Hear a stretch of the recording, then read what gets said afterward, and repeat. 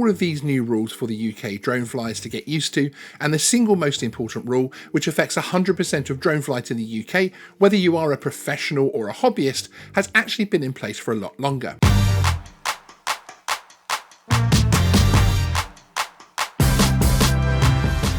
Hey everyone, my name is Sean and welcome to Geeksvana. Regular viewers will be aware of our recent series looking into the new UK drone rules. For new viewers, there is a link in the description to the playlist, and for more, click subscribe. With all of the new rules in place, it is easy to focus on what we can and can't do with this drone or in that area. This of course is understandable and important when new rules come into place. However, this video is a reminder of one of the rules which dictates every single drone flight in the UK, and it isn't even a new one. Point 1 of the drone code talks about your responsibility to fly safely whenever you fly.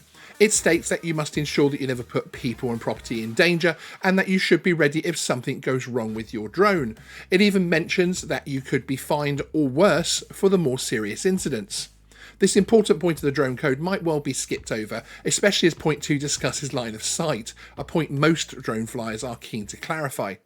Going back to point 1 of the drone code and our focus for this video, it is important to keep Article 241 of the Air Navigation Order in mind when flying our drones. It states, "A person must not recklessly or negligently cause or permit an aircraft to endanger any person or property." Now, we've looked at some pretty detailed and specific areas of the UK drone rules recently, and we all know the wide and general wording here suggests there's a lot of interpretation in terms of what it is deemed safe flight. However, this article of the Air Navigation Order is coming up more and more, and it is often quoted in terms of drone flight. So, how should this impact your drone flight? In simple terms, I would recommend you have this in your mind when planning each flight. Whether you are someone who extensively researches and plans their flights, or if you carry a small drone with you everywhere, ready to fly at a moment's notice, it is important that you risk assess each flight to ensure it is safe as a basic concept. Sometimes when I'm planning a drone flight,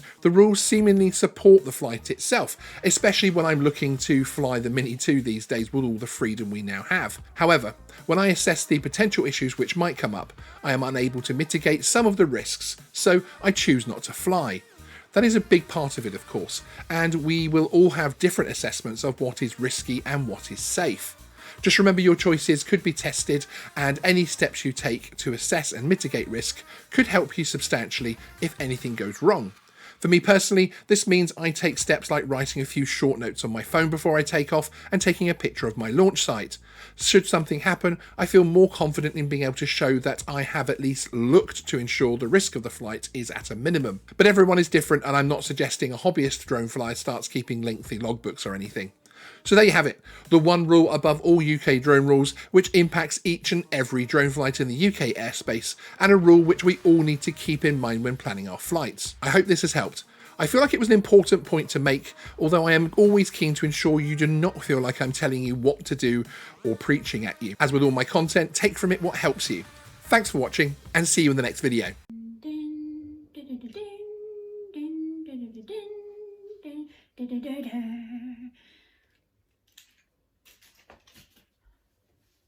What are you still doing here?